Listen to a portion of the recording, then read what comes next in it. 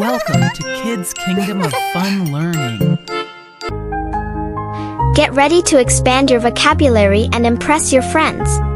Today, we'll explore the idiom burn the midnight oil, which means working late into the night, and the phrase on the ball meaning being alert and efficient. Let's dive in. First up, we have the idiom burn the midnight oil. This means to work late into the night. Imagine staying up past your bedtime to finish a project. Let's see it in action. Next, let's talk about the phrase on the ball. This means being alert and efficient.